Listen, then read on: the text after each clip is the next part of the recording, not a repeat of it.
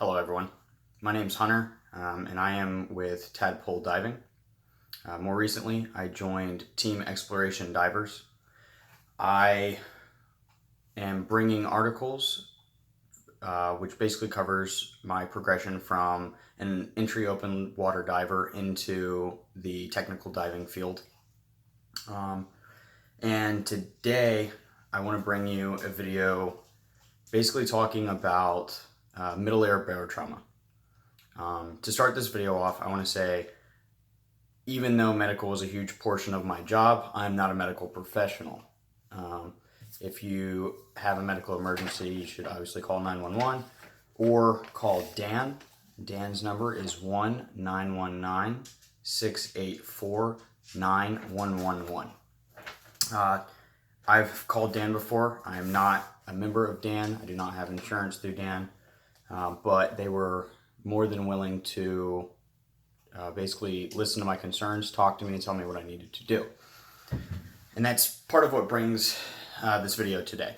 So I started diving back in 2011. When I first started diving, I always kind of had issues equalizing my ears upon descent. And then whenever I would finish a dive a couple days after, for the next 3 or 4 days, I'd have like some kind of like fullness feeling in my ear, a little bit of like crackling, nothing major. And I always kind of like brushed it off because I didn't know. I kind of brushed it off being one of those things, it's just how it is.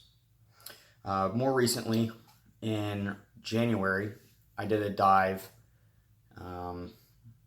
It wasn't even a deep dive. And at the end of that dive, I had immense pain in my jaw, basically starting in my ear, radiating down my jaw, and I could feel it in my teeth. I was getting worried. I was like, maybe I was thinking, it was agitation from when I hit myself in the face on accident before the dive. I was like, it's just some agitation from that, no big deal. But it progressively got worse, and then the crackling in my ear started to set in, and I wasn't able to hear through that ear.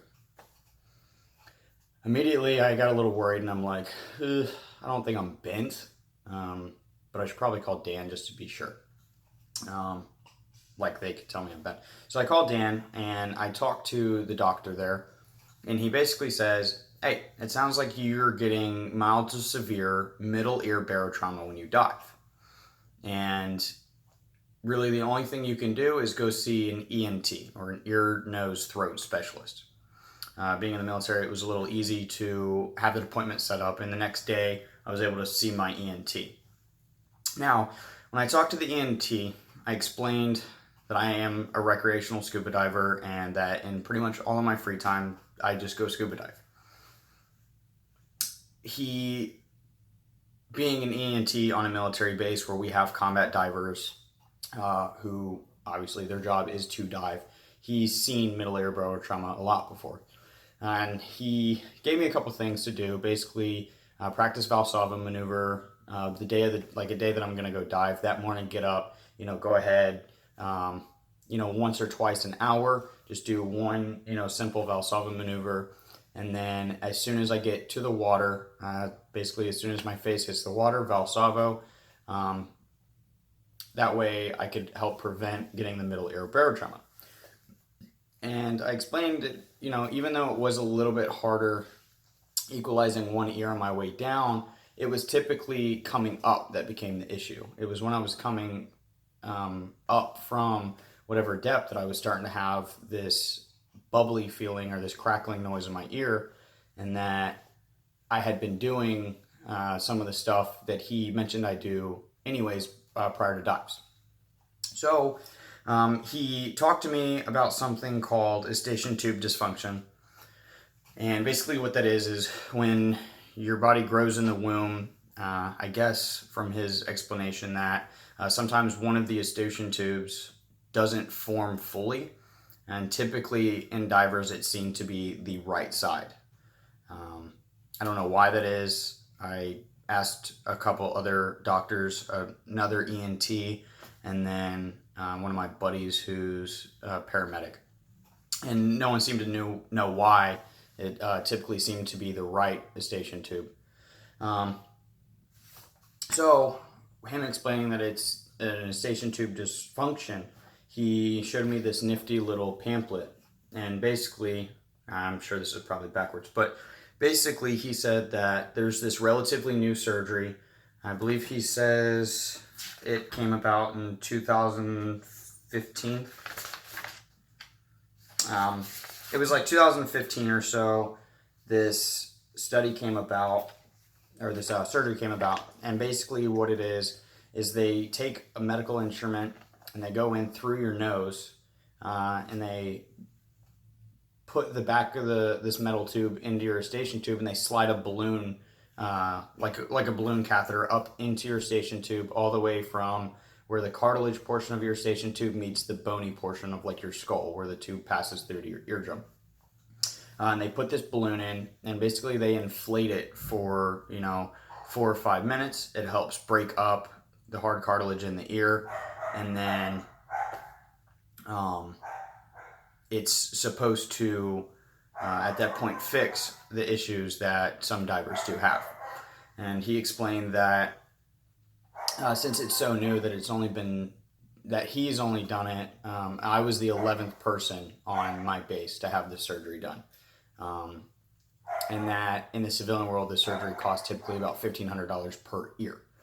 So I was like, I'm on board with that, with as much as I dive. If this is going to help me, I would love to have the surgery.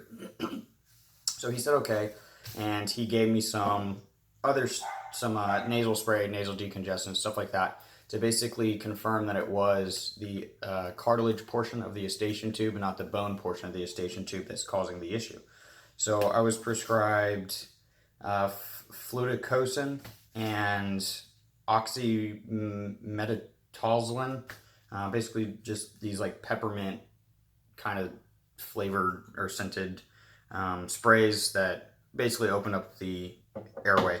And I did 2 or 3 dives using the sprays, and I was like, hey, like this spray, it works, but I don't like squirting it up my nose. I don't like having to sniff it. It, during the dive, it comes all out in my mask. It is gross. I can taste it anytime I burp or cough or anything. It was just gross. And I was like, obviously I don't want that to be my solution anytime I go dive, is to have to spray this stuff up my nose. So after doing those dives to basically confirm that it was the cartilage portion of my eustachian tube, I told him I want to go ahead and I would like to have this surgery. So getting into the surgery, it was an easy surgery. Basically, I showed up at the hospital that morning. They do put you under general anesthesia. The surgery start to finish takes no more than 45 minutes. And really that's about it. So you just go in, they knock you out, he does his stuff, you wake up in a nice comfy bed somewhere in the hospital, loopy out of your mind. And I was kind of excited, because as soon as I woke up the next day, when all the loopiness had worn off, I could actually hear really well out of that one ear. And it actually kind of drove me crazy for 3 or 4 days, because it was like I had like my normal hearing on my left side, and then I had like basically like bat hearing, like sonar type stuff on my right side, and it was kind of annoying. It kind of agitated me, but I knew that the end goal would hopefully be worth it. So upon the completion of the surgery, he said, my biggest thing was, how long is it going to take for me to get back in the water? And he was like, it could take anywhere from 2 to 4 months, or 2 weeks to 4 months. And I was like, man, that's a long time. And he's like, yeah. He's like, well, we don't really have a definite answer of how long recovery can take, because there's so few people who have had the surgery done, that it kind of just comes down to the personal level. It doesn't help that the guys on base that were having this done also don't get to dive every single day in their job field. So their numbers could skew his answers on what to give me, especially with as much as I was diving. I would have, I ended up giving him a little bit better of a baseline based off of my experience on how long the recovery could take. So after 2 weeks, I went back to the hospital. They did some kind of little hearing test where they like puff air into your ears and stuff like that. and basically test, I guess, like the bounce or something of the eardrum in correlation to the machine or whatever. Basically said that my results looked extremely good, like basically the perfect, I guess, little like readout of what the test should give you.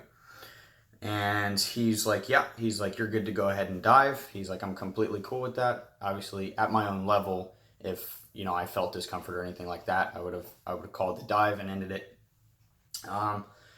So 3 weeks after the surgery, I was offered the opportunity to go dive.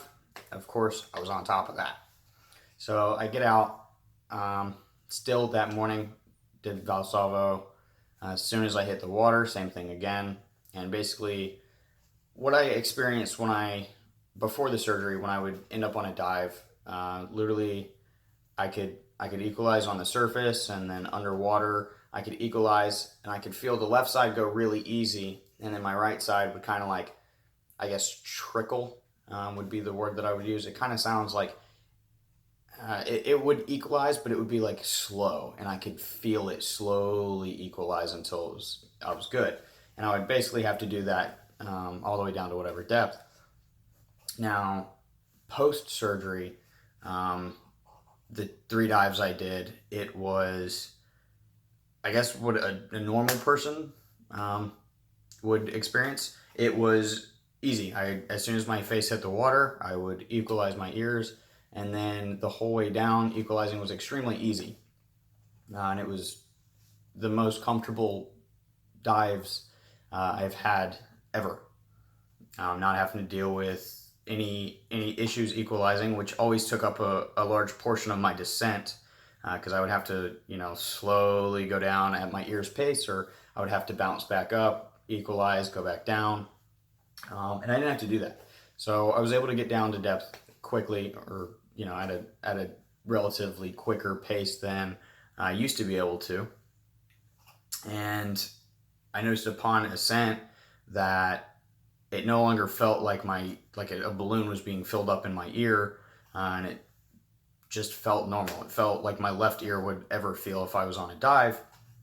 And then the days following the surgery were typically, I'd go with 2 to 3, 3 to 4, 4 to 5 days, with crackling or that fullness feeling in my ear, that it was normal. Like everything was completely normal.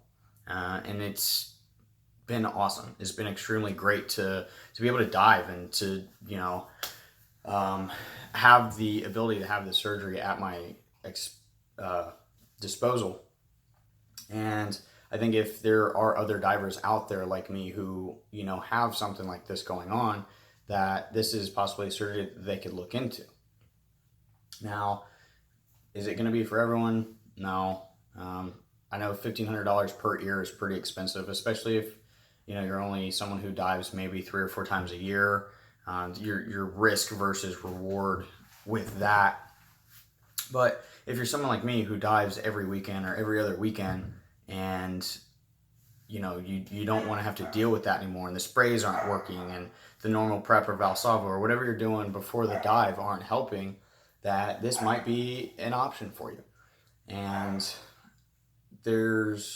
I know that there's doctors in Houston, Texas that do this. There's one down in Florida. I don't know where, but the ENT that I went through on base, his buddy is an ENT down in Florida who is civilian side and does do the surgery. So I know somewhere down there's someone that does it. So it really is something to look into if, you're someone like me. So I hope this answers or provides some insight and answers some of the questions you might have about having this kind of surgery. Thanks for watching.